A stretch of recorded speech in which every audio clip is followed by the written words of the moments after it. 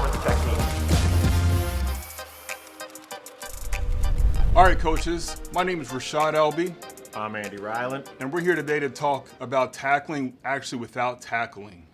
I know we're under these restrictions now with COVID-19, where athletes and players aren't able to get out there and practice as much as they have in years past. Their bodies and their muscles might not be up to par. So we're going to really dive into what it's going to take as a coach to have your athletes prepared and able to execute at a high level and finish the tackle without tackling and beating them up throughout the course of the week in practices. We're going to start with a little analogy that we've stolen from the strength and conditioning world, which is what's the difference between medicine and poison? And often it's simply the dose. Taking too much medicine can end you in the hospital. So we have to be very careful whenever we're programming things that have a high physical load. Well, here's the thing, Andy. As a former wide receiver, if I'm not out working and training the muscles Monday through Thursday, Monday through Friday, and then expected to go out on game day and perform at a high level, you're going to tweak a hamstring.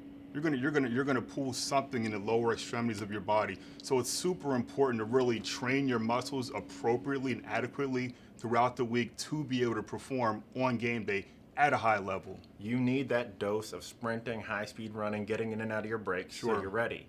But maybe you've had an experience where coaches are a little concerned about a new scheme, a new system. You start overloading and take too many reps. How are you feeling on game day? No, you're done. You work too hard throughout the week, and then come Friday or Saturday, your legs are done. They're jello. So that dose-dependent thing that we all know with sprinting and conditioning is very common to coaches. We can take that same approach to contact. Sure.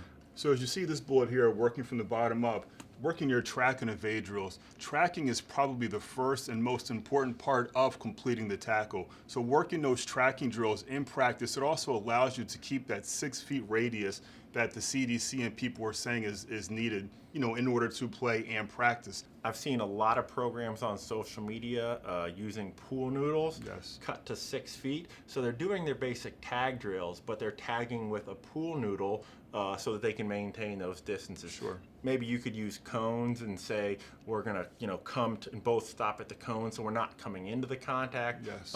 Your basic mirror drills. So coaches have to get creative. Yeah, they're going to have to get creative. Have to make tweaks 100%. Sure. But we can always work on getting to the right spot. Yes. That's the first aspect. So based on what we've seen in most state models, at some point we're going to be allowed to use equipment, but we're still not having player-to-player contact. Sure. So these would be our unresisted tackle drills. Now here's an important point. Unresisted tackle drills are going to give us some technique specificity, right? Because we're working on how we teach the tackle. Correct. But they're not going to give us a lot of physical specificity because we're not going to be engaged in that battle. Sure. We're going to start with our prep for contact materials, crawling and tumbling. Why crawling and tumbling first? Because they're non-player to player, but we're working on postures, we're working on strengthening our positions, we're working on spinal angles, and really tumbling could be seen as almost a micro collision. Sure. Those little hits with the ground, those little rollings. It's just introducing the body, introducing the athlete with that contact, with the ground, and being familiar with the ground is a huge part of it. Being a running backs coach, we always teach our players, going to the ground is part of completing the play, so you have to know how to get comfortable and be familiar with the grounds. Now, when your state says you're allowed to do drills inside of the 6-foot bubble, Sure. Now we'll start going to what we call resisted tackle drills, and we can start doing player-to-player grappling.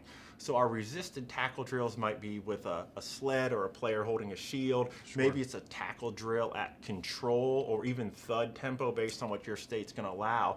So now we're getting some more specificity in the tackle as far as technique-wise. But again, we're not finishing the tackle. So how do we build the finished part, the physical? Sure. We go back again to prep for contact, and we really like our grappling series, where now the technique is not specific, but the physical upper body battle of fighting for position, of trying to control another human being Sure. who has a coach like you teaching them how to break tackles.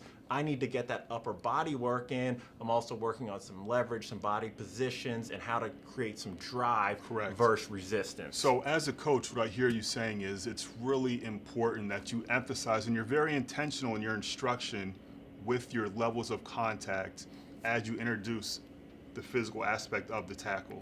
100%. And these levels of contact are going to be state guidelines, but also are going to align with our return to football phases that our various states are putting out as we move back into football. Sure. Now, the final step is at some point we're going to return to full practice. And at that point, we're going to be able to introduce full live all the way to the ground tackling. Yep. So we're going to make sure that we dose it appropriately in training to get the players ready. Sure. We're going to have to do it. Now, how much or how needed? Here's an analogy we like. If full tackle is the test, Yes. the test is going to give us some feedback on what our players need to work on so we can assign the correct homework. Correct. We have our first tackle drills. We see what are our players doing well, what are they doing poorly. Maybe they're tracking really well because we've been working that since the beginning, but we see their acceleration and their finish is still struggling behind a bit. Sure. Well, now we can go back to our resisted drills, start training acceleration and finish.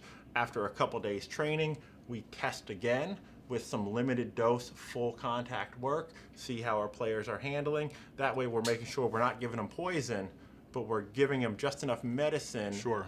that the coach can see what we need to work on and we can build a complete training plan. Correct. So reading through this, it's really about the progression of the tackles, which you're talking about, because we're starting out initially with the track, which is the first step in making the tackle. So then we're going into the drills where we're getting contact with the ground, making contact with the ground with our crawling and tumbling drills, and then it's grappling. Then you're getting that friction, that body-to-body contact, and lastly it finishes with the tackle. So it's all about the progression of the tackle. Where can I find this information at? So right now it's part of our Prep for Contact materials. Unlock more resources on Prep for Contact and other contact skills by getting your youth coach certification.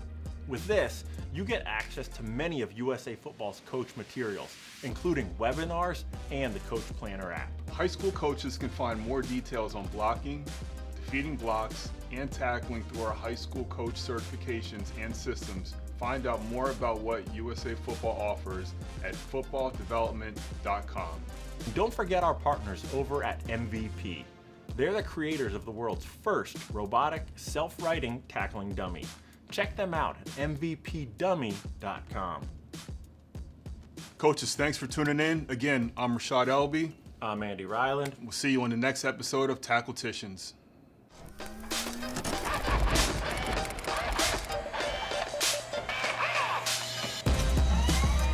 High performance technology.